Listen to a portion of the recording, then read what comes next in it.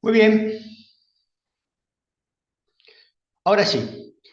Muy buenos días para todos. En los distintos lugares que estén desde prácticamente todo América, España, y hoy tenemos al doctor José Antonio Monge, que está en Mali, en África. Digo, bienvenido a este ciclo de conferencias internacionales, Innovación y Conocimiento Impulsando el Futuro, que auspicia la Universidad de Investigación e Innovación de México y ha sido creado y organizado por la Red Alumni Futuro Bayou Global.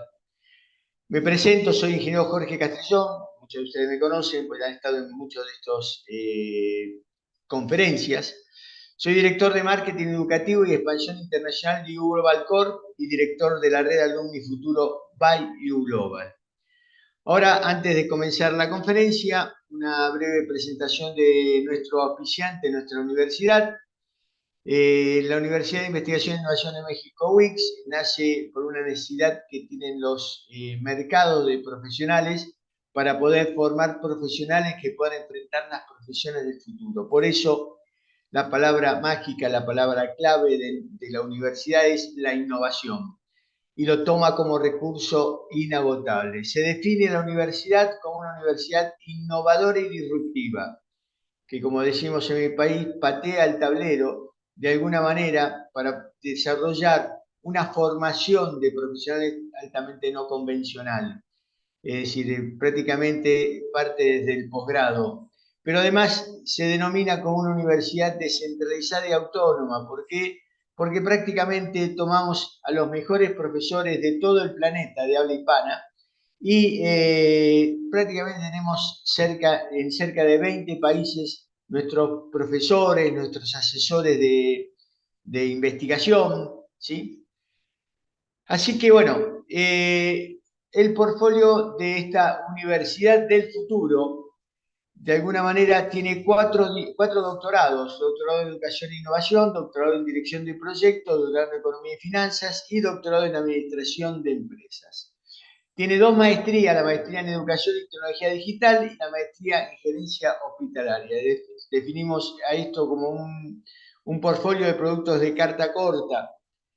Y tres licenciaturas: Administración e Innovación de Negocio, licenciatura en Educación y la licenciatura en Turismo Internacional.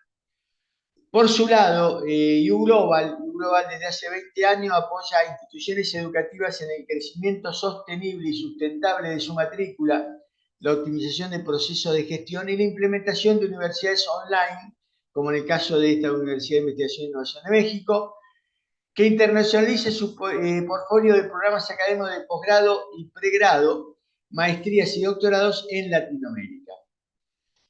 El propósito institucional de esta red alumni se denomina como un networking internacional descentralizado y autónomo, que tiene como propósito institucional apoyar a los profesionales de Latinoamérica para enfocar su visión en las habilidades emergentes y potenciar su empoderamiento personal, que les permita ser gestores de cambio frente a las profesiones del futuro. Vamos a ver el portfolio de programas que tiene esta red alumni.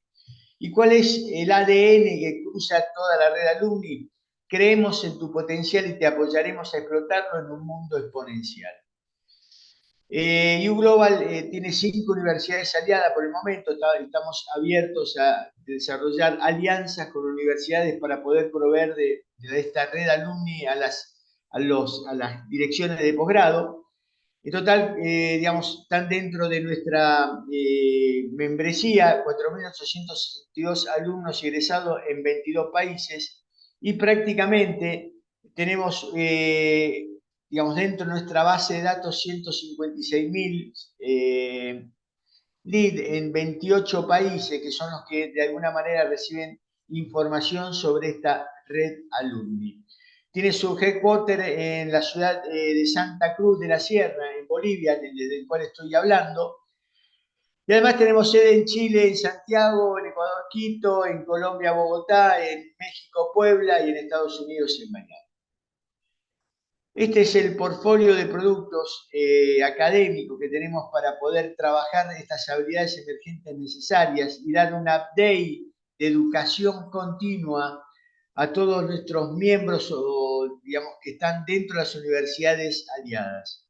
Prácticamente hay de todo tipo, digamos, este año 2024, la palabra mágica va a cruzar todas las actividades, tiene que ver con la innovación para diseñar el futuro. Inclusive estamos en este momento, la próxima convocatoria de conferencista se va a denominar Impulsando el Futuro o, digamos, Innovación para diseñar el futuro. También vamos a hacer unos nuevos programas este año, por ejemplo, el workshop de Thinking Future,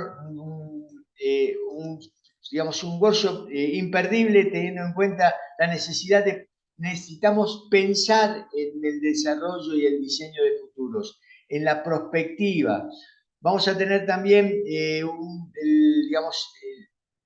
congreso internacional de marketing educativo para todas las universidades, para que trabajen su captación, su retención y su fidelización. Vamos a trabajar también en un Hatech Education Week, como hicimos el año pasado con Ecuador, ahora para toda Latinoamérica. Es un juego de roles donde equipos de 5 profesionales, digamos, durante 48 horas tienen que desarrollar la idea de un proyecto que pueda resolver un problema de educación mundial. O, por ejemplo, el foro Wix Innovation, que vamos a hacer en el segundo cuatrimestre, donde vamos a generar mesas redondas en distintos campos del saber para poder trabajar cuáles son las primeras líneas de innovación pensando en distintos temas hacia el año 2040, ya ni siquiera 2030 porque está a la vuelta de la esquina. También vamos a desarrollar el programa Yo como Marca, es un programa de empoderamiento personal, un programa que trabajamos las habilidades emergentes, que comienza con una, herramienta holandesa que define los metaprogramas y los motivadores que generan que las personas hacen lo que hacen o cómo lo hacen, ¿sí? Y prácticamente trabajamos en el empoderamiento personal, en el autodescubrimiento para generar la automotivación y de esa manera salir de esta zona de comodidad que el mundo está necesitando de estos profesionales para desarrollar estos escenarios del futuro. También estamos trabajando en el ciclo Pensadores del Futuro, donde vamos a traer futurólogos, al cual yo pertenezco a un grupo de futurólogos a nivel mundial y trabajo también con The Millennium Project, que es también un think tank de futurólogos, para poder desarrollar distintas charlas que de alguna manera prendan en nuestros miembros. Así que ahora, bien, presentado todo esto, voy a presentar la conferencia de hoy, que es Teoría del Cambio y Dirección de Proyectos en Contextos Complejos y de Alta Incertidumbre. El conferencista es un español, el doctor José Antonio Monge, como le contaba antes, hoy está en Mali, en África, desarrollando sus actividades. Como le contaba antes, esta conferencia está auspiciada por la Universidad de Investigación y Innovación de México, WIX, y la Red Alumni Futuro y Global como organizador. Una breve semblanza de nuestro conferencista de hoy para poder conocerlo.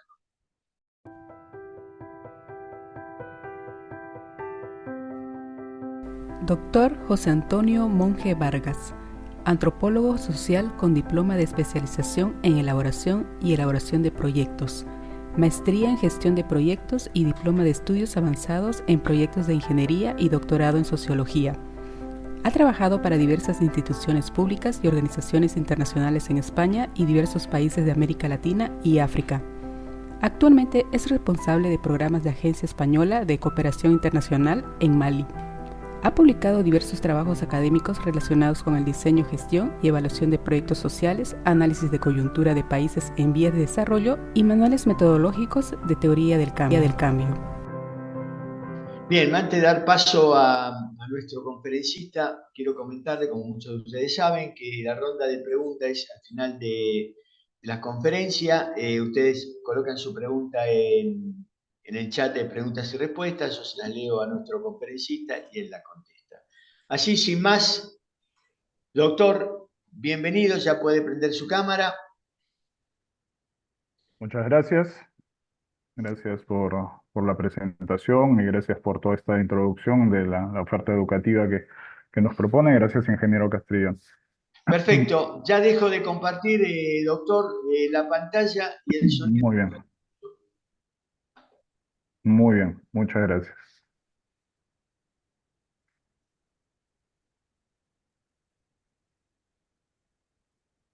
Perfecto. Listo. Bueno, buenos días a todos y todas. Muchas gracias por el interés, por la atención y sobre todo por la presencia aquí. Un día sábado, seguro que tienen cosas pendientes o estar más tiempo pasando con su familia, pero han preferido por el momento tener un espacio aquí de intercambio y eso lo agradezco y lo valoro mucho. Hoy vamos a tratar un punto un tema teórico metodológico que tiene bastante actualidad y al mismo tiempo tiene bastante controversia. Entonces, también es un gusto para mí poder compartir algunas ideas sobre el tema y generar este espacio o participar en este espacio compartido de diálogo. Cuando nosotros hablamos de la teoría del cambio, estamos hablando de una metodología, pero que tiene un trasfondo teórico y tiene toda una serie de herramientas que no siempre son del todo conocidas. Les comentaba que hay mucho de tergiversación, de falta de comprensión, de distorsión dentro de esta metodología y creo que es un buen espacio el de hoy para poder afinar un poco los conceptos, aclarar algunos instrumentos, enfoques y al mismo tiempo también compartir las visiones que nosotros tenemos de dicha metodología.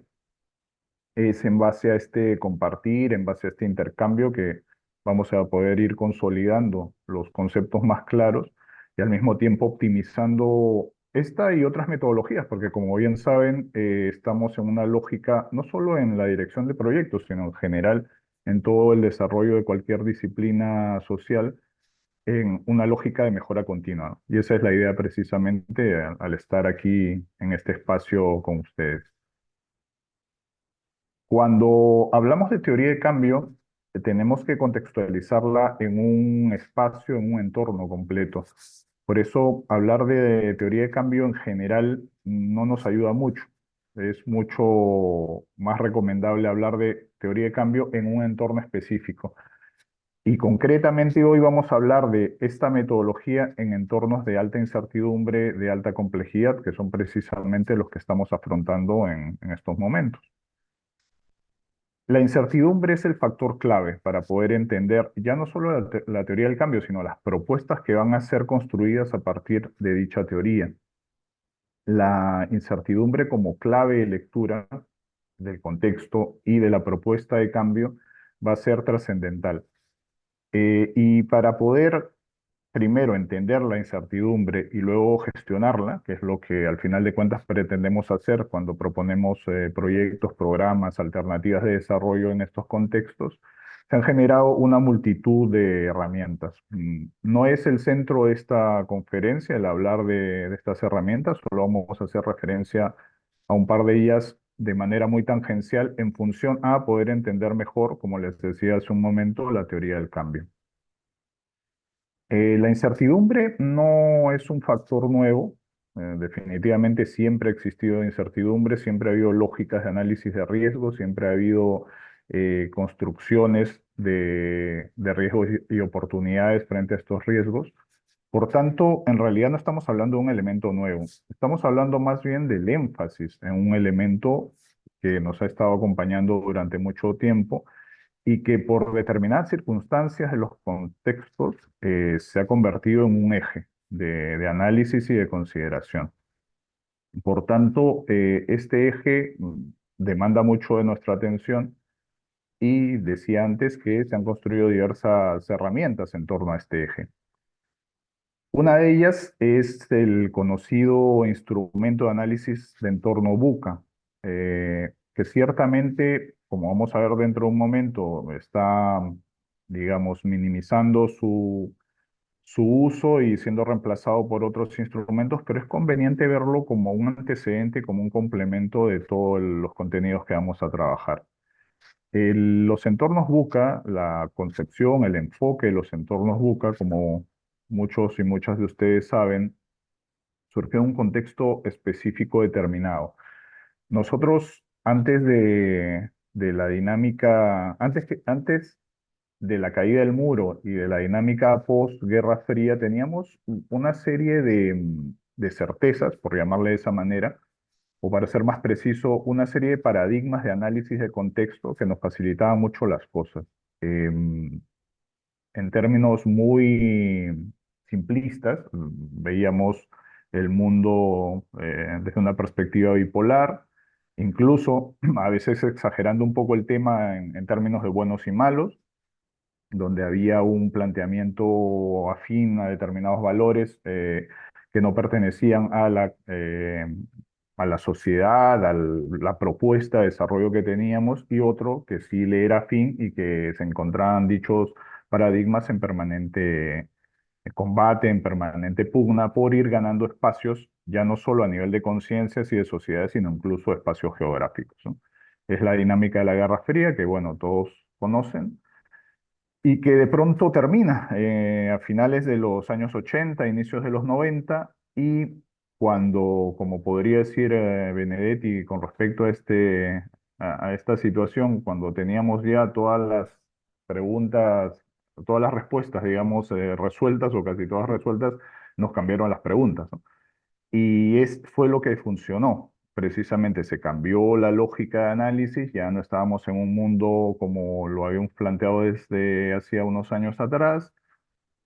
La lógica bipolar se destruyó, surge un mundo unipolar por un determinado momento, y eso nos exige utilizar otros instrumentos. Primero entender lo que estaba pasando, evidentemente, y luego utilizar otros instrumentos de análisis y sobre todo un análisis para poder incidir, transformar, hacer cambios dentro de ese entorno que nosotros, en el cual nos estábamos desarrollando, y ubicar los problemas también dentro de ese mismo entorno a los que había que enfrentar, ¿no? Seguían problemas propios de las dinámicas de desarrollo, falta de crecimiento económico, hambre en determinadas zonas del país, del mundo, en algunos países en especial, etcétera.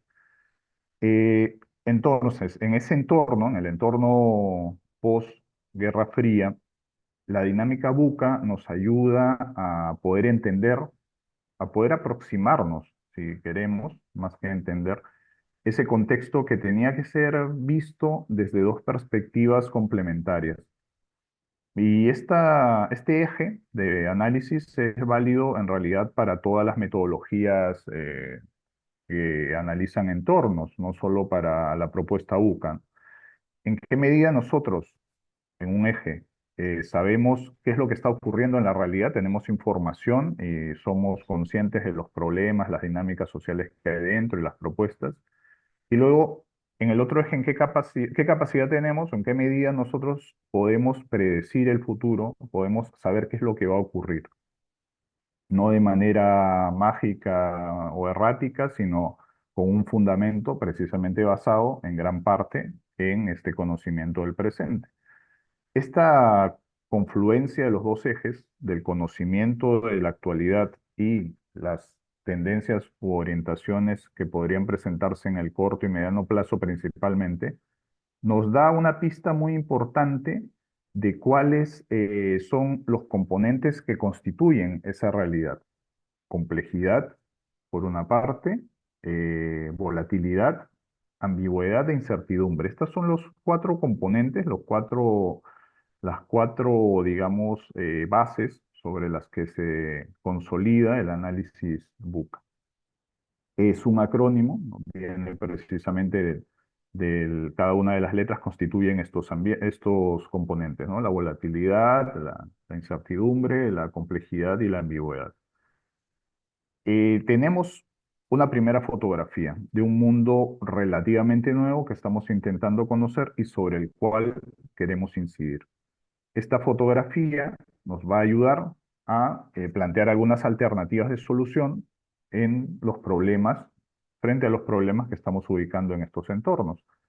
Y nos sugiere la metodología buca trabajar a profundidad frente a cada uno de los componentes que constituyen los ejes de análisis, con respecto a, por ejemplo, la volatilidad ser enfrentada a través de la construcción de visiones. vamos a ir construyendo o vamos a ir tomando en cuenta de manera muy puntual cada uno de estos elementos porque luego nos van a ayudar a reconstruir ya no solo la visión histórica sobre la cual se basa la teoría de cambio, sino su propuesta concreta, ¿no? Tanto teórica como práctica. Decía entonces que Buca nos plantea frente a la volatilidad una construcción de visiones, ¿no? De visión o visiones compartidas, como vamos a ver luego frente a este ámbito de incertidumbre, a esta falta de información y de no precisión sobre lo que puede ocurrir, profundizar en el entendimiento de estos factores que son los que dinamizan la generación de futuros, tratar de clarificar los entornos complejos y tratar de dar respuesta ágil frente a situaciones de ambigüedad. Como ustedes pueden ver, precisamente son elementos que poco a poco se van a ir consolidando, se van a ir construyendo sobre sí mismos y van a ir ofreciendo metodologías y prácticas específicas.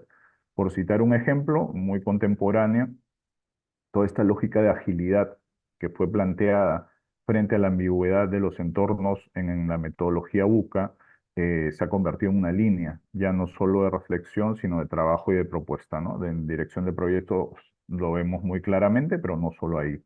En organización para el cambio, en dinámicas organizativas de proyectos de políticas también podemos apreciarlo. Las cosas no se simplificaron gracias a la aparición de la metodología UCA, porque en realidad el contexto se iba complejizando cada vez más y llegó determinado momento en el que dicha perspectiva de análisis no fue suficiente. Aparece entonces el análisis Bani. Es curioso el entorno en el cual aparece o la coyuntura en la cual aparece porque ya no estamos hablando, seguimos en un ambiente de posguerra fría, ciertamente, pero ya no estamos hablando de los mismos componentes y los mismos actores que participan en la construcción de los escenarios. Este mundo unipolar inicialmente empieza a convertirse en multipolar, aparecen crisis específicas que no son coyunturales sino estructurales. Eh, 2001, todo el mundo recuerda lo que ocurrió con las Torres Gemelas, que marcó un antes y un después, ya no solo para temas de seguridad, sino en su conjunto de visiones de sociedad, de futuro, de Estado. La crisis del 2008 también es otro hito importante sobre el cual aún todavía sentimos las repercusiones y que ha marcado una pauta, y la sigue marcando con respecto a propuestas de desarrollo económico, también visiones, mercados de empleo, etcétera, diversos factores, ¿no? De todo tipo, económicos, sociales, culturales, etcétera. Pero tal vez el hito que marcó de una manera más contundente el cambio de paradigma y la necesidad de abordar de otra manera estos contextos fue precisamente la aparición del coronavirus y la COVID-19, ¿no? En esa coyuntura nosotros, bueno, que se convirtió poco a poco en una estructura y estamos precisamente ahora en tiempos de post-COVID, también tratando de aliviar todas las consecuencias que trajo esa crisis. Eh, esta, esta situación específica exigió la aparición de distintos elementos de análisis, y repito, no solo análisis por saber exactamente qué conocemos, sino por saber exactamente qué es lo que estamos viviendo, sino recordemos los ejes de análisis anterior, cómo nosotros necesitamos saber efectivamente lo que ocurre ahora para poder predecir e influir especialmente en dinámicas de cambio a corto, mediano y largo plazo. Bani, el entorno Bani o la metodología de análisis de entorno Bani apela ya a las fragilidades de los contextos, se vieron debilidades, ¿no? Que saltaban a la vista frente a dinámicas que antes eran consideradas solo volátiles, ahora ya no son solo volátiles, sino frágiles. Esta, esta situación generaba definitivamente toda una repercusión psicológica, psicosocial, ¿no? Un ambiente de ansiedad que influye de manera muy marcada en los comportamientos, no solo personales, sino sociales, y eso debemos tomarlo en cuenta como un factor determinante para formación de cultura, educación, eh, por citar también un ejemplo, el impacto que ha tenido en la educación de los niños, la perspectiva de acercamiento, de relacionamiento que tienen los niños y las niñas actualmente, mm, eh, los que sufrieron, digamos, la crisis de peor manera, ¿no? Bajo encierro y viendo tantas desgracias, pues eso ha marcado una forma de ver el mundo, de relacionarse con las personas, de entender la enfermedad, de entender el cuidado, de entender las dinámicas intrafamiliares, de entender el trabajo, etcétera. Son muchos los factores que están influyendo ahí. Al mismo tiempo, Bani nos habla de la necesidad de no concebir las dinámicas explicativas de los fenómenos estrictamente de manera lineal, porque los fundamentos causa-efecto no son lineales, ¿no? Eso ya se percibía desde Buca, pero se hizo mucho más claro con este enfoque. Y hay un factor bastante peligroso que ocurre, que surge dentro de la lógica Bani, que es la conciencia de la incomprensión, ¿no? Esta falta de entendimiento de lo que está ocurriendo, que es una primera sensación, pero es al mismo tiempo algo contra lo que estamos precisamente luchando, y el esfuerzo de teoría de cambio es uno de ellos para poder dejar de percibir el entorno como incomprensible, sino hacer todo lo posible mediante herramientas específicas para comprenderlo. Tenemos entonces una lógica de reestructuración de paradigmas de los análisis de contextos, de percepción de nuestras realidades y de actuación sobre ellas, bajo entornos VUCA, bajo entornos BANI, bajo otros entornos y metodologías que también empezaron a surgir. Yo, por ejemplo, desde la Universidad de Oxford, un análisis TUNA, surgieron otras herramientas sobre las cuales se quería aprender la sociedad, comprenderla de una mejor manera y plantear precisamente alternativas de construcción, de cambio social. ¿Por qué es importante que nosotros hagamos esta reseña y entendamos qué es lo que ha ocurrido en el entorno? Porque es precisamente este espacio en el cual se va a desarrollar la teoría de cambio, y la teoría de cambio va a aparecer como una respuesta específica. ¿A qué? No concretamente a los problemas, lo vamos a ver en un momento, sino va a consolidar dinámicas sociales como propuestas para cambios específicos basados en una serie de elementos. No hablamos de teoría de cambio solo como una teoría práctica destinada a diseño, gestión, evaluación, monitoreo de proyectos. Estamos hablando de teoría de cambio como una concepción integral, fruto de un cambio de paradigma desde una perspectiva crítica, para poder concebir de otra manera distinta, acorde a los tiempos de incertidumbre, políticas, programas, proyectos y organizaciones, que son las que precisamente emprenden estos instrumentos y son las que generan los cambios. Les comentaba hace un momento que teoría de cambio ha sido bastante malentendida, tergiversada, o simplemente eh, no entendía en su totalidad, no entendía parcialmente, desde distintas instituciones, profesionales, prácticas, organizaciones, etcétera. No con una mala intención, sino precisamente porque no siempre surgía de una manera clara. Creo que ese problema se sigue arrastrando hasta ahora. No hemos tenido claramente definida qué es la teoría de cambio, para qué sirve, en qué entorno surge, por qué surge, cuáles son sus múltiples variantes. Curiosamente le ocurrió lo mismo, o le sigue ocurriendo lo mismo que ocurrió en determinado momento con el marco lógico, el enfoque de marco lógico. El enfoque de marco lógico surge en otra coyuntura, surge en los años 60, todavía había Guerra Fría, haciendo un poco alusión al contexto que describíamos antes. Las preguntas estaban más claras y las respuestas también. No hay un planteamiento disruptivo de la incertidumbre, aunque ciertamente los análisis de riesgo, la preocupación de los monitoreos de entorno estuvo y sigue presente en este enfoque.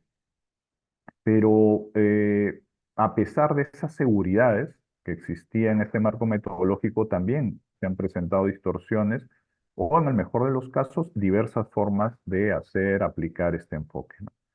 Y eso ha causado también algunas confusiones, ¿no? Todos, si nos ponemos a interrogarnos entre nosotros ahora, nosotros y nosotras, qué entendemos por marco lógico, cómo se hace, bajo qué premisas, cuáles son las matrices que se utilizan, los componentes y las formas de aplicarlas, seguro que no vamos a tener una sola versión del tema, sino varias.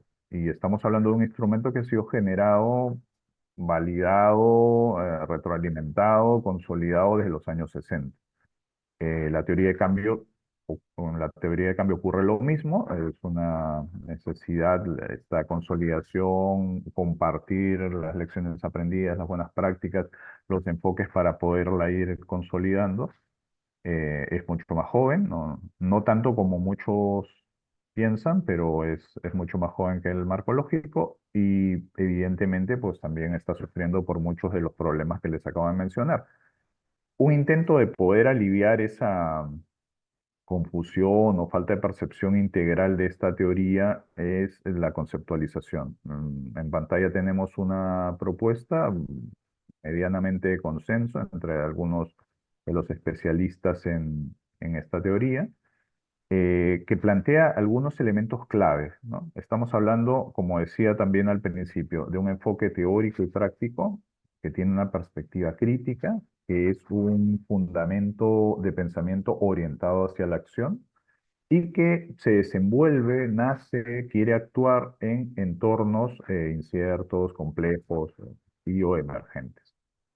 Es muy importante para la teoría de cambio el énfasis que se le da a los componentes participativos, al igual que el enfoque de marco lógico, pero dentro de esos componentes participativos, a las dinámicas que hay en los actores, dinámicas de grupos de interés y por tanto dinámicas de ejercicio, de poder y correlación de fuerzas también, en función a la voluntad de cambio que van a tener dichos actores. Este tema es absolutamente clave para entender la teoría de cambio, porque estamos hablando de un enfoque teórico práctico que quiere incidir en un contexto complejo y por tanto quiere generar cambios. ¿Cómo se van a generar los cambios y quiénes van a ser los protagonistas? ¿Bajo qué premisas e intereses van a desarrollar dichos cambios? Es la teoría de cambio precisamente la que tiene que conocer esa realidad y manejarla de tal manera que se oriente el proceso de cambio hacia el principal grupo de interés que está elaborando dicha teoría, evidentemente. ¿Cómo funciona la teoría de cambio? Tiene tres, y hasta podríamos decir cuatro elementos principales que además funcionan en una dinámica de retroalimentación, en una dinámica dialéctica sobre la cual estos elementos van a enriquecerse, generar sinergias y también productos nuevos, ¿no? Fruto de este intercambio. Decíamos que el protagonismo principal y la clave para entender la teoría de cambio estaba en los actores, en sus dinámicas concebidos como grupos de interés, no como actores individuales, eso también es importante remarcarlo, que actúan en los contextos, en determinados contextos, contextos inciertos, contextos volátiles, ¿no? Como veíamos con las lecturas Buca, Bani y las otras. Esta dialéctica que se genera entre actores y contextos va a dar por resultado la construcción de procesos de cambio, y estos procesos de cambio van a ser identificados, construidos, gestionados, validados a lo largo del tiempo. El tiempo va a ser una dimensión clave también para entender la teoría del cambio. Si nos remitimos nosotros a algunas críticas teórico-prácticas o metodológicas que se han ido haciendo a enfoques como el marco lógico, nos vamos a dar cuenta que muchos autores apelan precisamente a no a la ausencia necesariamente, pero a la falta de adecuado trato de esta dimensión temporal en el marco metodológico que les acabo de mencionar. La teoría de cambio pretende superar esa limitación y darle a la dimensión tiempo su verdadero rol, su verdadera importancia, para poder concebir eso a lo largo del tiempo, de manera lineal, secuencial. Bueno, de manera lineal no necesariamente, secuencialmente, como vamos a ver en la construcción de la cadena de resultados, eh, estas dinámicas de cambio que se van planteando, ¿no? Cómo nosotros en la interacción entre los actores y los grupos de interés que incluyen a los actores en los contextos específicos van a ir construyendo historia, van a ir construyendo secuencias, hitos de tiempo, procesos, ¿no? Que van a ser coyunturales y luego en acumulación de coyunturas se van a convertir en estructurales. Bueno, esto es una síntesis de lo que les acabo de comentar. Un poco la dinámica es esa, el ver la identificación de estos actores y de estos elementos, incluyendo actores, y cómo van a comportarse dentro de la dinámica de generación de las teorías de cambio. La teoría de cambio, como metodología de gestión, principalmente apareció como metodología de evaluación de proyectos, pero luego se fue convirtiendo en una metodología mucho más integral que abarcaba dimensiones de planificación, diseño, concepción, gestión, ¿no? Todas las etapas del ciclo de vida de los proyectos. Restringida en un primer momento también a proyectos, ¿no? Ya esas dimensiones han sido enriquecidas, ya no solo quedándose en la evaluación y no solo quedándose en el ámbito de los proyectos, sino, como vamos a ver en un momento, desbordando dichos ámbitos. Pero en sus orígenes efectivamente aparece como una inquietud para poder entender de mejor manera los contextos y cómo se podían evidenciar a través de la evaluación los impactos generados en proyectos muy focalizados, muy concretos y de características muy específicas. Surgió en Inglaterra con las características propias del- de los años 90. No es casual que estemos hablando de los años 90. Si recordamos, es precisamente cuando se da el quiebre o uno de los grandes quiebres de paradigma y perdemos ese norte bipolar. Entonces, una de las múltiples consecuencias, mm, por lo menos importante, por lo menos dentro de la metodología de proyectos, fue la aparición de la teoría de cambio y la necesidad de tratar de entender de otra manera lo que estaba ocurriendo. Repito, desde una aproximación inicial de la evaluación y desde los proyectos, ¿no? Y luego fue dimensionándose por otros canales. Este origen luego fue enriquecido. Muchos de los expertos citados aquí, como Helen Clark, por ejemplo, construyeron institucionalidad a partir de la teoría de cambio y bueno, son grandes especialistas que siguen aportando, ¿no? Siguen enriqueciendo esta teoría porque al hablar de entornos, de una aplicación de una teoría práctica en entornos volátiles, cambiantes, la dinámica de mejora continua es imprescindible, es inherente a la propuesta, ¿no? Entonces, todos ellos y ellas son conscientes de esta condición y, bueno, siguen aportando valiosos insumos, ¿no? Para poder consolidar la teoría del cambio. Nosotros, cuando elaboramos una propuesta metodológica, lo hacemos dentro de determinados marcos. Al hablar de dirección de proyectos en todas sus dimensiones, proyectos sociales y proyectos en general, estamos hablando de un marco específico de entendimiento y de práctica de la dirección de proyectos, que son los modelos lógicos. Modelos lógicos en los cuales se inscriben propuestas también como el enfoque de marco lógico. El enfoque de marco lógico, la teoría de cambio, el mapeo de actores, etcétera, diversas metodologías se inscriben dentro de esta propuesta mucho más macro que es la de los modelos lógicos, que no es otra cosa que el ordenamiento de componentes en función a el logro de determinados fines o de objetivos. Es como nosotros de manera secuencial ordenamos los medios para poder alcanzar un fin. Y esto se va a ir dando de diferentes maneras dependiendo de cada uno de los instrumentos, ¿no? Hay niveles de coincidencia, evidentemente, entre varios de los instrumentos. La gestión por resultados tiene, por ejemplo, muchos elementos de coincidencia. Engloba a otras propuestas, como un marco lógico, por citar algunas. Y se van a ver elementos comunes, ¿no? Insumos, actividades, productos, por ejemplo, que están aquí en el gráfico, son comunes, son componentes comunes a diversas propuestas.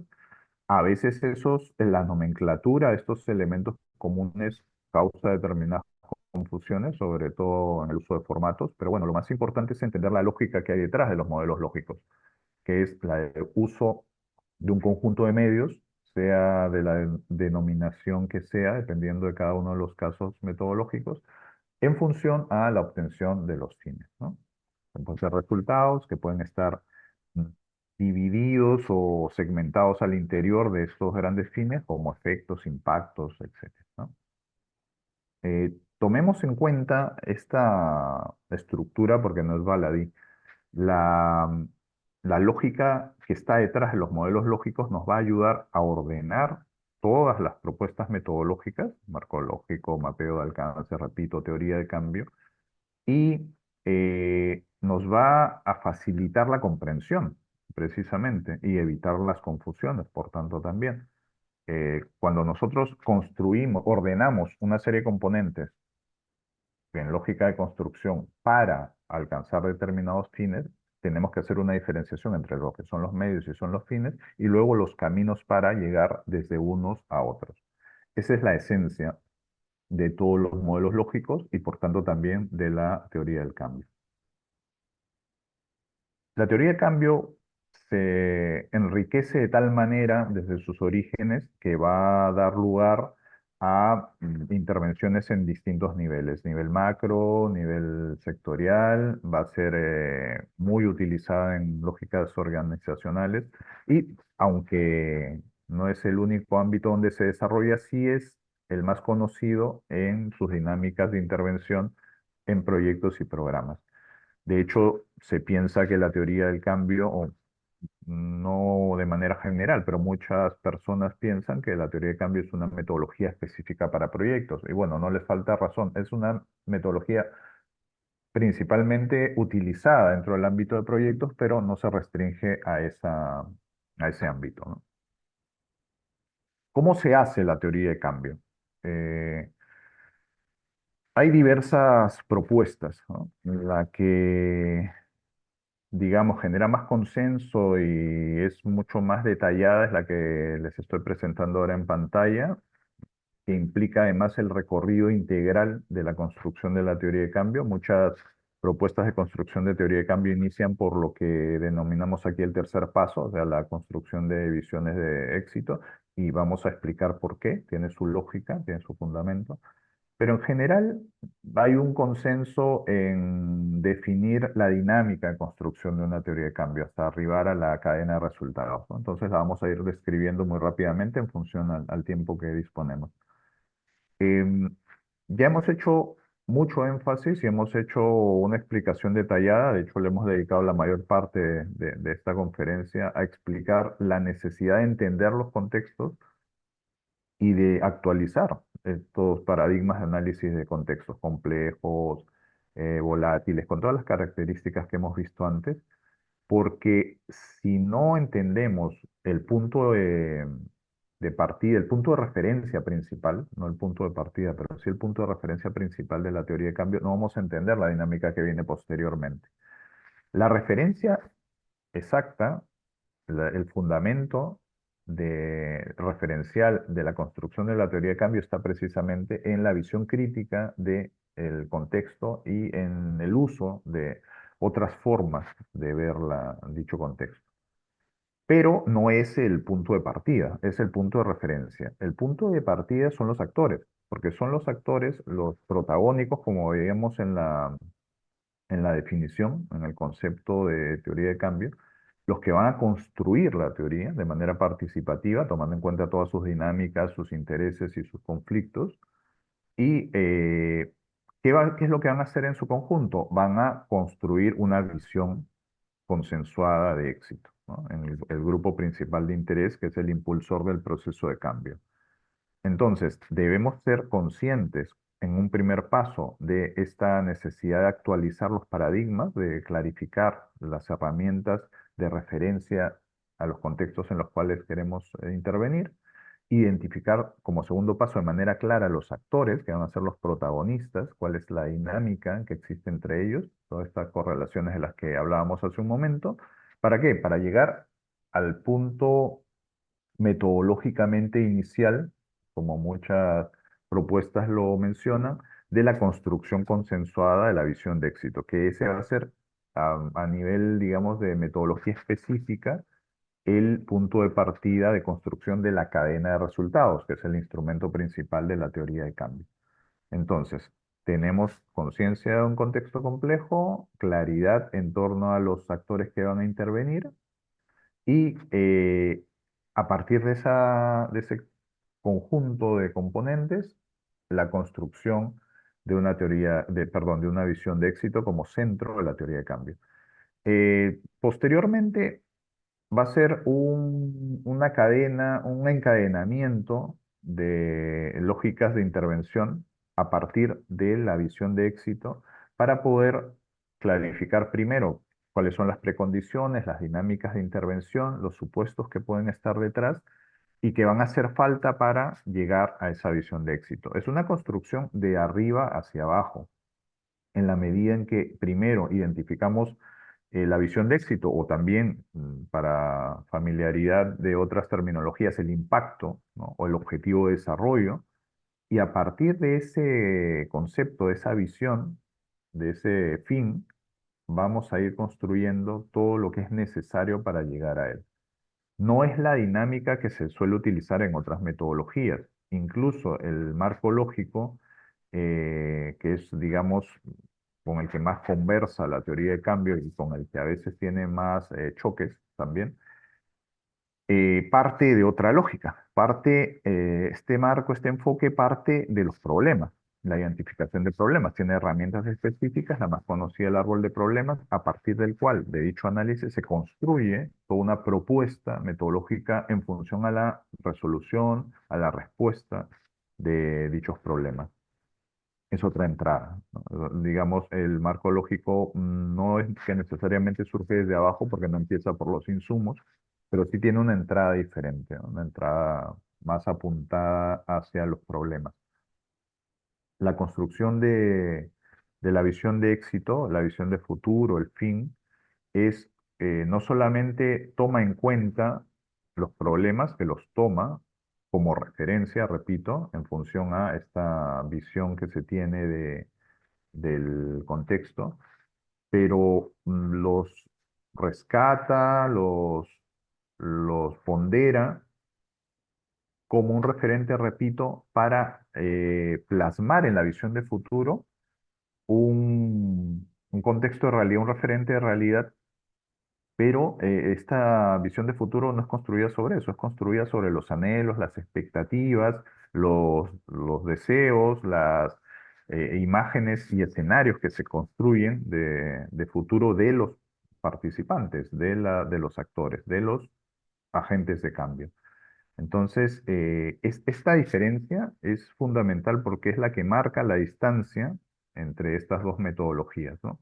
El punto de partida y la perspectiva hacia la cual se acerca cada una de ellas a la construcción de un cambio específico. Una desde la resolución de problemas y otra desde la visión, anhelos, expectativas de futuro de los agentes de cambio. Luego, la secuencia es más o menos común. Hay, como veíamos en los modelos lógicos, muchos elementos, incluso con nomenclaturas totalmente idénticas, ¿no? Supuestos, indicadores, cómo se van a medir y a qué producto final se va a aterrizar. La matriz de planificación del proyecto, para el caso de marco lógico, es la visión gráfica de la propuesta metodológica, En el caso de la teoría de cambio, lo será la cadena de resultados. Como último paso, se recomienda una redacción de un sustento narrativo para no solo tener como producto la cadena de resultados, que es el producto principal, dicho sea de paso, pero ciertamente el describir todo este recorrido que hemos sintetizado en unos minutos es muy importante para entender toda la lógica de intervención y la propuesta de cambio que está detrás de los proyectos, ¿no? Bueno, los proyectos en el caso que se esté utilizando teoría de cambio para proyectos, sino para cambios o procesos de transformación organizacionales, elaboración de políticas, etcétera. Si queremos sintetizar para ir terminando un poco este bloque y luego pasar a las preguntas, si queremos sintetizar qué es la teoría de cambio, hacia dónde se dirige, cuáles son sus ejes principales, tenemos que seguir enfatizando en que el punto central de dicha propuesta teórico-práctica, propuesta metodológica, es la visión de éxito, el escenario de futuro sobre el cual se construye la propuesta. Y este escenario de futuro tiene mucho que ver con ejercicios prospectivos. Y en esta medida también hay mucho diálogo, mucha conversación entre la teoría del cambio y la perspectiva, sobre todo enfoques llamados de énfasis de voluntad, como la perspectiva francesa, por ejemplo, ¿no? Si profundizamos, que no es el tema principal de esta ponencia, pero si profundizamos en enfoques metodológicos de perspectiva, nos vamos a dar cuenta que hay diversas opciones, como en todos los enfoques metodológicos, pero la escuela francesa nos invita mucho a pensar que los futuros no solo se visualizan en base a información o en base a, entre comillas, proyecciones o tendencias, sino que principalmente se construyen. El futuro se construye a partir de las voluntades. Entonces, es cierto que nosotros tenemos una serie de tendencias de información, de lógicas de análisis, pero también tenemos y sobre todo contamos con la voluntad, los intereses, los conflictos, las dinámicas propias de sinergias y contradicciones que tienen los actores, que son los agentes de cambio que van a construir ese futuro. Entonces, en referencia a este componente principal, es que se van a poder visualizar de manera mucho más realista los escenarios del futuro. Esa es la perspectiva de la perspectiva francesa, mucho más. Algunos le llaman voluntarista, no me gusta mucho ese término porque creo que más que voluntarista es realista. O sea, el futuro no se construye a partir de tendencias a través de las cuales los actores van de manera inerme, ¿no? Como por efectos de la inercia. No. Hay un protagonismo, una voluntad, hay un juego de intereses y precisamente ese es el que va a ser el constructor, el elemento central de la construcción de escenarios, si queremos visualizar posibilidades y al final de cuentas la construcción del futuro, ¿no? Esa es, digamos, la esencia de la teoría de cambio, ¿no? El análisis crítico de la realidad, de este entorno Buca, Bani y todos los elementos que hemos visto antes como referencia, la lógica de los actores, y luego se construye los instrumentos específicos como la cadena de resultados en base a preguntas claves, ¿no? ¿Qué es lo que queremos cambiar? ¿Hacia dónde? ¿Cómo? ¿Quién? ¿Cuándo? Todo eso ya las respuestas a esas preguntas van a ser los elementos centrales de la teoría como propuesta metodológica específica de cambio. Y todos estos elementos, dichos muy rápidamente, como respuesta al planteamiento metodológico de construcción de cadenas, se van a reflejar en una secuencia lógica, en un modelo lógico, efectivamente, que va a ir también, como veíamos hace un momento, desde arriba, por llamarle de alguna manera, desde los fines, desde el objetivo de desarrollo, desde la visión de futuro, desde el impacto, en este gráfico se utiliza esa terminología, hacia los efectos, los productos, las actividades, estrategias y finalmente los insumos. Primero vamos a responder la gran pregunta de por qué queremos el cambio, hacia dónde nos estamos dirigiendo. No qué problema vamos a resolver, como en otras metodologías, sino qué es lo que queremos, qué es lo que aspiramos, hacia dónde nos dirigimos, por qué hacemos o por qué pretendemos hacer lo que vamos a hacer, ¿no? Y luego ya se va planteando pues, los productos, el cómo exactamente vamos a llegar a eso, la implementación.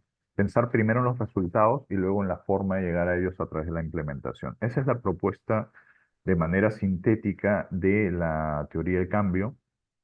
Esos son los elementos clave para poder entenderla. Es muy importante, quiero dejar el mensaje clave y de resumen en ello. El elemento fundamental es qué es lo que piensan los actores de su propio futuro, cómo lo quieren construir, hacia dónde se quieren dirigir. Y luego ya todos los elementos que están en función a ese logro, a ese pretendido logro, es que van a ir construyendo las piezas de este gran rompecabezas que es la teoría de cambio.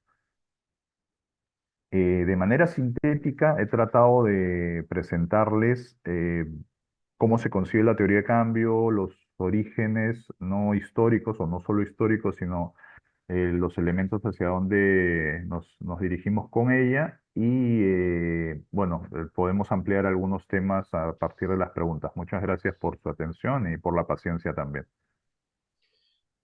Bien, doctor Monge, excelente. Este va en línea con todo el pensamiento que tenemos dentro de la red Alumni y seguramente me voy a contactar posteriormente para poder desarrollar con usted algo que a mi humilde modo de ver, las universidades y las instituciones de formación profesional no le están dando la mirada que tienen que dar. Hoy, teoría del cambio, construcción de escenarios futuros, prospección, son las grandes líneas que las universidades deberían tomar para poder formar los profesionales, ni digo del futuro, porque ya el futuro es hoy, ¿sí? De hoy. Y prácticamente, por eso digo, esto es un pensamiento personal, la educación superior está obsoleta, quedó obsoleta, lamentablemente quedó obsoleta porque estamos haciendo más de lo mismo, como dijimos y tal cual lo expresó durante toda su conferencia, en un mundo buca o bica, como lo queramos llamar, no podemos hacer más de lo mismo. El verbo planificar es obsoleto, quedó totalmente obsoleto, porque no podemos mirar el pasado para poder proyectar el futuro. Todo lo que pasó ayer no va a pasar mañana. Y ahí donde, como usted bien lo planteaba, uno no plantea escenario futuro, sino crea esos escenarios futuros, que en realidad, como hablamos de la prospección, prospectivar de alguna manera es desarrollar los escenarios futuros para poder crear los caminos presentes que nos lleven a esos escenarios futuros. Así es. Y esto es una asignatura pendiente. Yo me he propuesto en estos últimos años de mi vida profesional encararme, es decir, en mi caso tengo 73 años, sigo totalmente activo y más activo que nunca.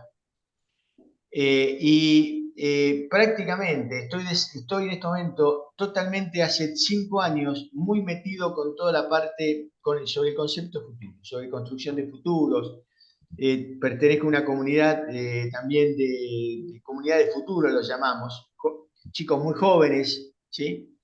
Que, digamos, que no salen de solo de la universidad, sino que ellos están muy compenetrados hacia dónde va el planeta. Y, por ejemplo, desde la red Alumni, como yo contaba antes, y después lo va a ver usted cuando presentemos, el concepto innovación para diseñar el futuro para nosotros es la clave de la formación profesional de los futuros ingenieros, arquitectos, de todo lo que puede ser un profesional. Me encantaría que yo me voy a contactar con usted para poder desarrollar algún taller, fundamentalmente, porque su conferencia estuvo espectacular. Yo, digamos, refresqué muchos conceptos, aprendí mucho, pero lo que necesitamos ahora es bajar a tierra y trabajar, porque está muy bueno digamos, el desarrollo teórico del tema, pero para poder aplicarlo hay que entrenarse. Y hoy no Así es. hay que educar, sino entrenar, a más de educar, obviamente, ¿no? Sino a veces soy muy duro con los conceptos. Pero yo lo que estoy viendo es que estamos creando hoy profesionales que, que quedan fuera del sistema. Es decir, yo digo, hay un paradigma hoy que todo lo que aprendió un joven profesional cuando sale de su universidad es obsoleto a los 3 5 años. Ujú, así es. Y eso es muy grave, porque, digamos, termina la universidad y tiene que seguir empezando a estudiar nuevamente. eh, pero de nuevo, realmente lo felicito Muchas porque gracias. estamos en línea y me encantaría mantener un diálogo con usted y profesional para poder generar algún concepto hacia futuro. Voy a las preguntas, doctor, después de esta retórica, pero me encanta Por porque es favor. mi propósito de vida. Mi propósito de vida es Bueno, apoyar al ser humano a vivir con éxito en su vida profesional y personal. ¿Sí? Y muy bueno, bien, muchas gracias. y para eso tenemos que, digamos, como digo, primero que se autodescubra, para que se automotive y posteriormente para que pueda generar un empoderamiento personal muy necesario para poder enfrentar los escenarios futuros. Ujú. Buenas preguntas, doctor. Bien, muchas La primera gracias. pregunta es de Yao Manuel Docarmo Pires. ¿Cómo la inteligencia artificial puede crear un nuevo mundo donde surgen nuevos paradigmas? Ujú. Esta No, es la es pregunta. una pregunta muy compleja. Parece sencilla, pero no lo es, No, efectivamente. sí, ya sé que no es compleja. Sí, sí, muy compleja, muy compleja. Bueno, la inteligencia artificial es un referente que está actualmente en construcción, porque si queremos responder cabalmente esta pregunta, habría que preguntarnos primero a qué nos estamos refiriendo con inteligencia artificial. ¿Solo el instrumento informático que nos da respuestas más rápido de lo que nosotros podemos dar, o algunas que nosotros no somos capaces de dar, nos la da y nos soluciona un poco la vida? ¿O estamos hablando de un componente de pensamiento creciente, ¿no? Que puede llegar a autonomizarse en determinado momento y también empezar, si no lo está haciendo ahora, de manera indirecta, a empezar a crear futuros también, escenarios de futuro? Yo creo que la inteligencia artificial, si sigue desempeñando el rol de un instrumento de apoyo, cada vez más creativo, más innovador, que motive, más que resuelva problemas nos resuelva problemas a nosotros, que nos invite a resolver problemas por nosotros mismos y que nos dé elementos efectivamente que no podemos extraer de manera rápida o que tal vez no estamos en capacidad actual de hacerlo por diversas razones. Que ese elemento funcional a nuestro propósito de vida, nuestro propósito de trabajo, nuestro propósito de transformación, sí sea capaz de ayudarnos a construir futuros, construir elementos distintos, construir transformaciones. Sí, sí es posible en función a esa lógica y con ese protagonismo específico de la inteligencia artificial.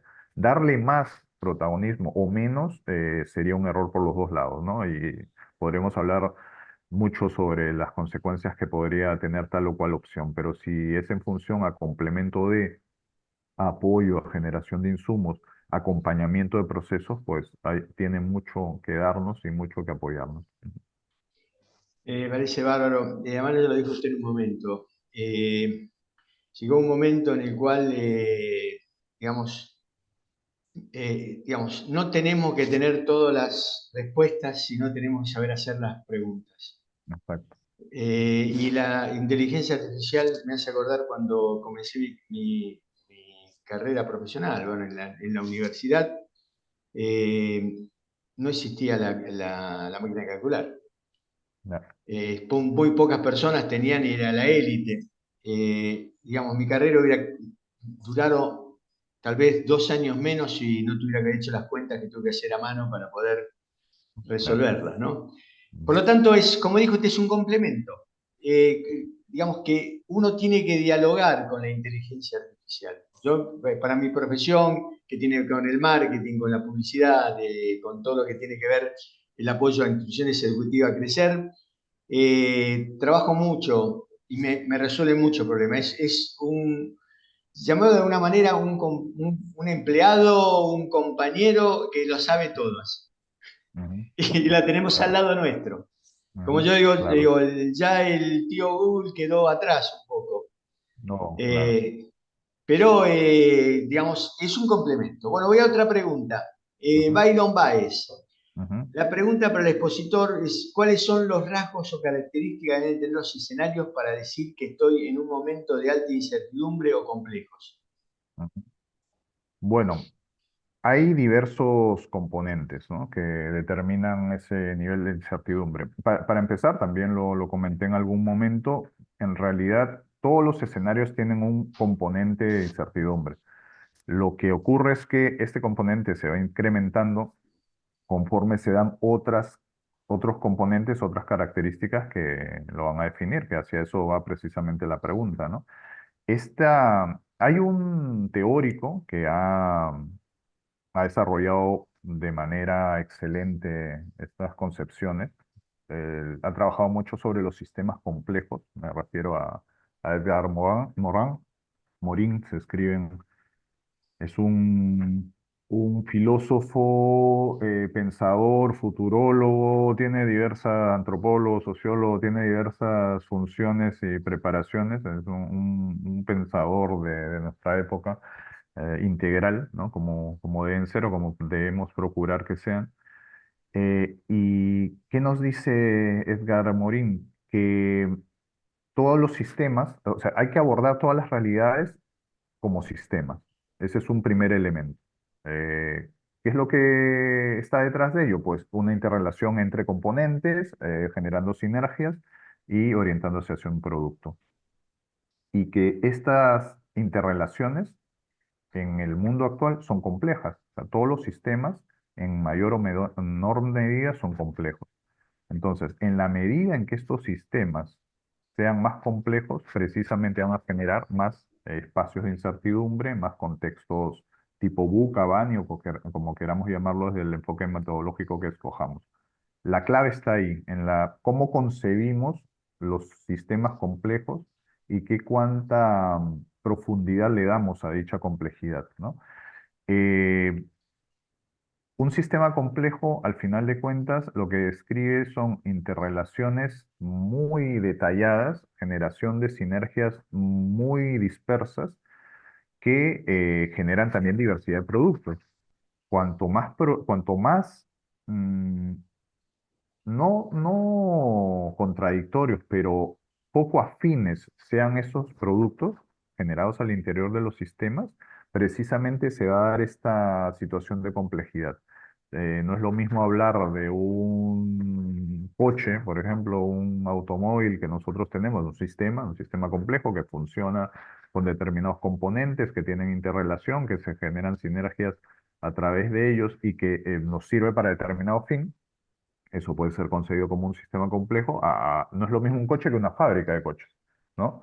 Los dos son sistemas complejos, pero estos sistemas complejos, conforme tienen más elementos, generan más sinergias, y los elementos entre sí y estas sinergias generan productos dispares, pues se elevan los niveles de complejidad, ¿no? El desajuste en un coche no será el mismo que el desajuste que se genera en una fábrica de coches. El nivel de incertidumbre y de complejidad que vamos a detectar y que vamos a tener que manejar y gestionar en los dos ámbitos va a ser diferente. Es un ejemplo muy básico, pero quiero a través de él graficar precisamente que la clave de lectura está en una lectura sistémica y en una lectura de complejidad para poder determinar efectivamente los niveles de incertidumbre, ¿no? Ujú.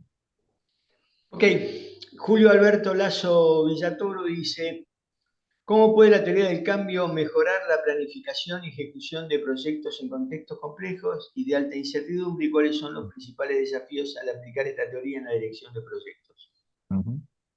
Bueno, de hecho la teoría de cambio está ya contribuyendo de manera decisiva a mejorar, a optimizar procesos, ¿no?, de planificación, de concepción desde un primer momento, de planificación un poco menos, pero de gestión, de seguimiento y de evaluación de los proyectos, de los programas, de las políticas, también como veíamos antes.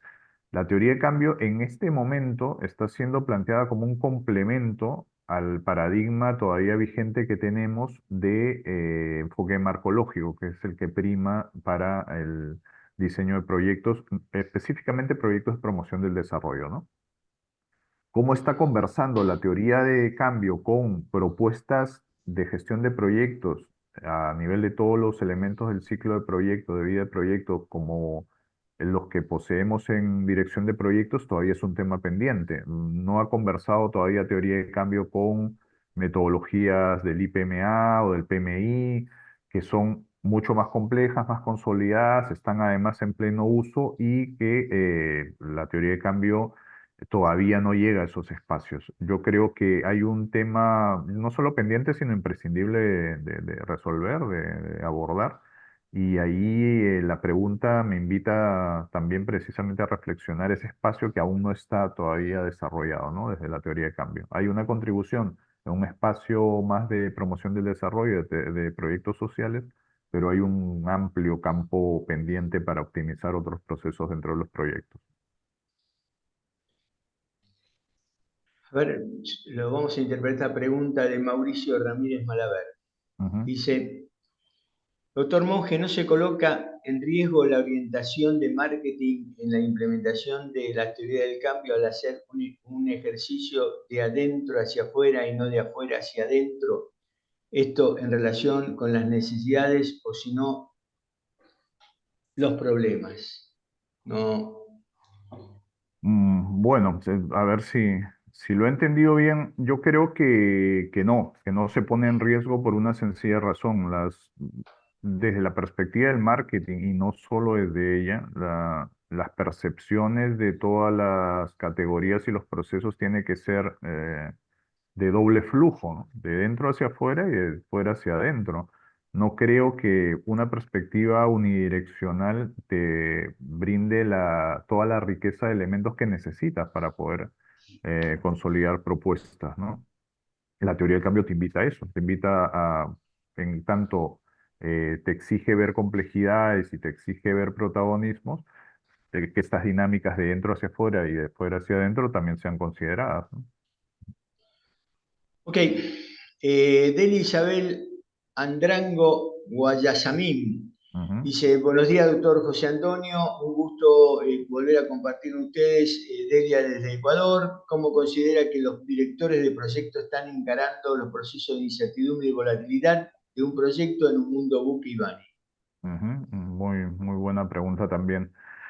Bueno, hay directores de proyectos y directores de proyectos, o sea, sería injusto hacer una respuesta generalizable, ¿no? Pero creo que muchos de los directores y directoras de proyectos están, ya no solo por voluntad propia, sino por exigencia del propio contexto y de sus complejidades, como algunas veces decimos nosotros en nuestra oficina, en la agencia española, estamos apagando incendios. O sea, no estamos haciendo reflexiones a profundidad de cómo se puede abordar determinado contexto específico en toda su complejidad, porque el entorno es tan complejo que nos abruma y necesita reacciones inmediatas.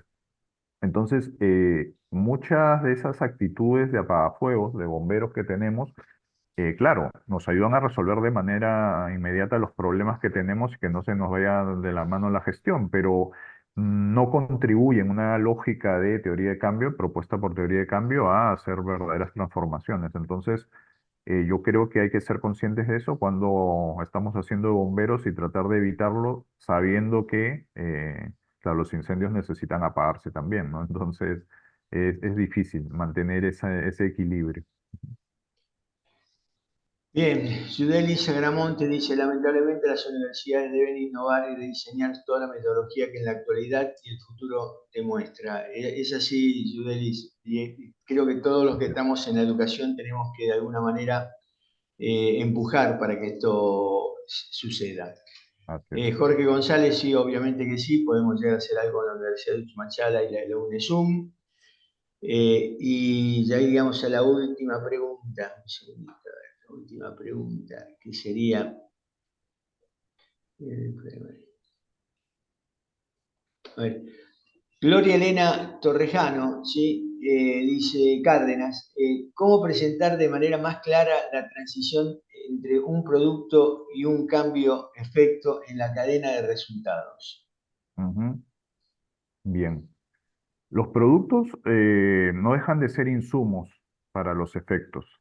Entonces, una respuesta básica es presentarlos como tal. Los efectos son transformaciones, tienen que reflejar transformaciones en la realidad. La diferencia entre un efecto y un impacto, que es el punto de partida de la visión de futuro y el punto de partida precisamente de la teoría de cambio, es que el efecto es un cambio de corto o mediano plazo y el impacto sí apela a largo plazo, pero los dos muestran una transformación específica concreta en el contexto. Y los productos son resultados, son el cúmulo de determinadas actividades nos orienta a conseguir un producto específico, un componente determinado, pero no es un cambio lo que estamos generando. Es simplemente un insumo para poder generar con la sinergia de determinados productos un cambio. Eso hay que tenerlo bastante claro porque es un error recurrente en la formulación de proyectos. Se suelen confundir productos con efectos. Por eso agradezco mucho la pregunta porque es muy pertinente. En diseño de proyectos es un error típico. Hay que tener perfectamente claro qué es un producto como consecuencia de un cúmulo de actividades y qué es lo que es un efecto como una transformación efectiva de la realidad que nosotros estamos abordando.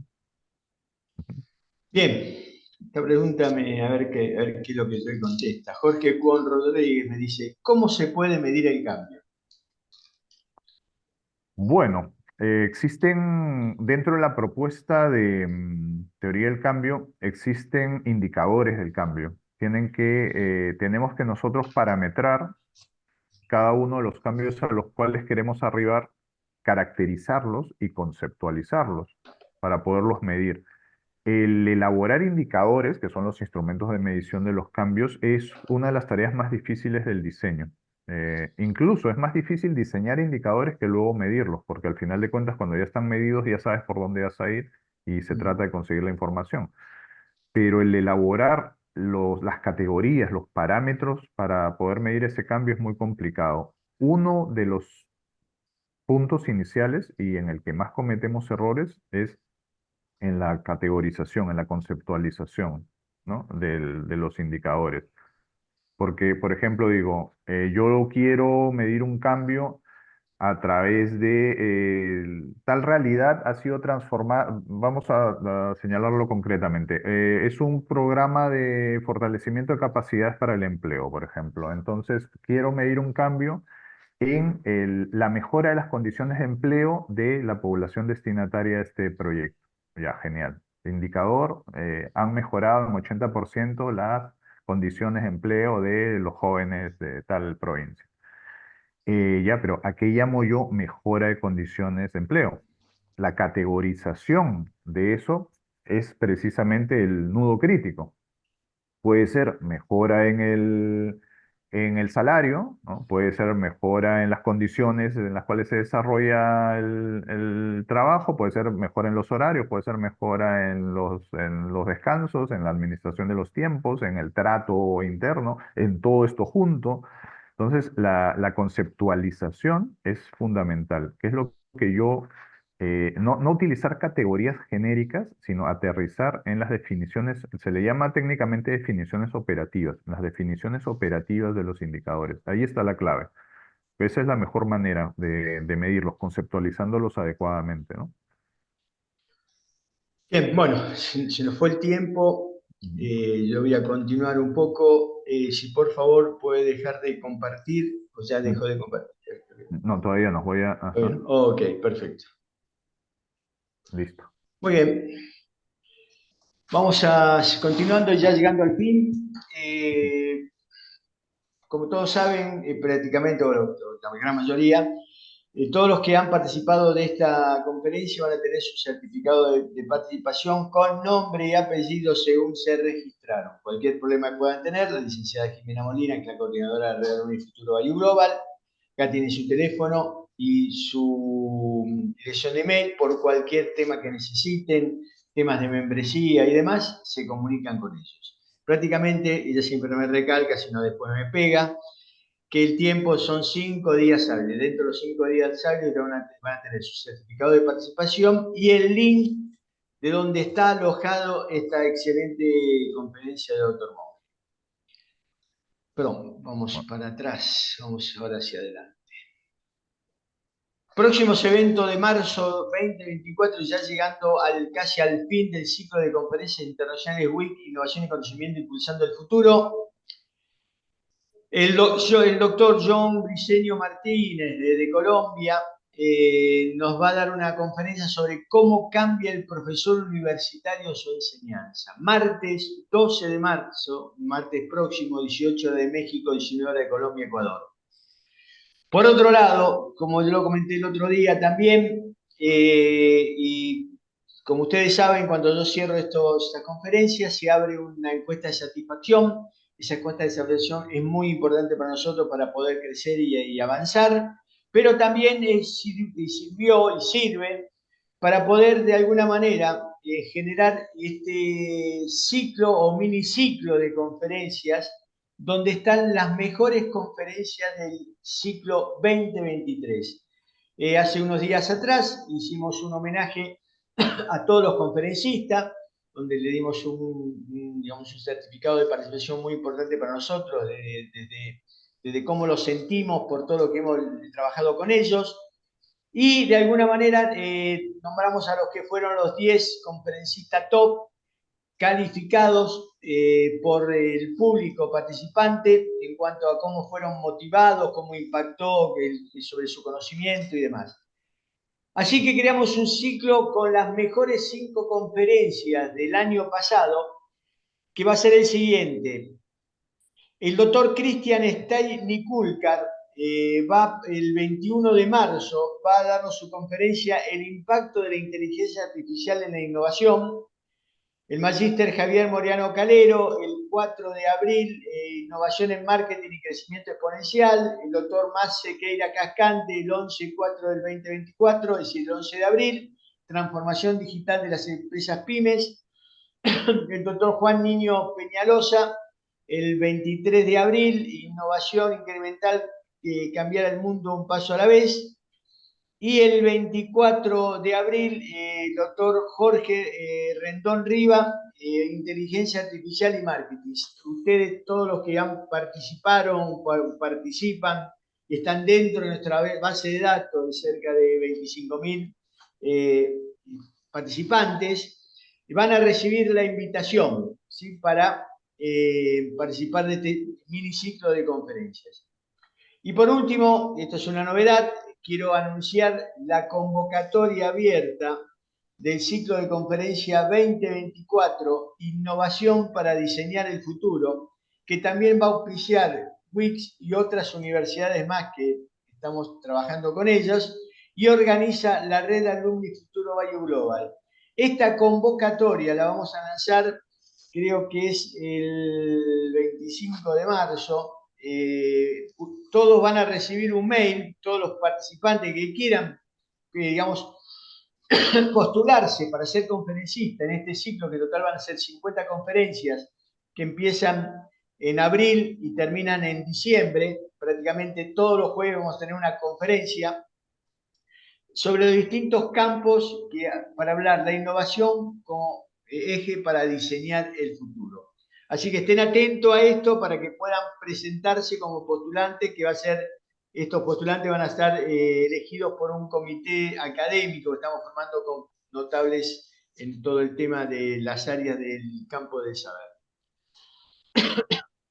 Y bien, llegamos al final. No lo veo al doctor, pero bueno. Aquí estoy. Está, perfecto. Doctor, sus palabras finales, por favor. Nada, simplemente agradecer la atención, la oportunidad de poder compartir todas estas ideas. Como hemos estado comentando, se trata de ir construyendo realidades, construyendo conceptos y reconstruyéndonos también a nosotros mismos con nuevos paradigmas, nuevos enfoques, innovando. Por tanto, nada, es la invitación final que les hago, agradeciendo nuevamente la gentileza. Muy bien. Muy bien. Como le contaba antes, cuando cierro esta conferencia se va a abrir una encuesta de satisfacción. Nos encanta que puedan ofrecernos sus conceptos, sus consideraciones y poder evaluar a nuestro conferencista del día de hoy. Para nosotros es muy importante todo lo que nos dicen, que nos ayuda mucho a crecer. Y cierro como me encanta cerrar estas conferencias. Lo importante es que sean felices en su vida. Muy buenos días, buen fin de semana a todos y felicitaciones por, como dijo el doctor en su momento, tomarse el tiempo para tener un crecimiento profesional y personal. Muy Muy bien. buenos días. Buenos días, doctor. Muchas gracias. Buenos días también. Hasta la próxima. Hasta la próxima, hasta la próxima.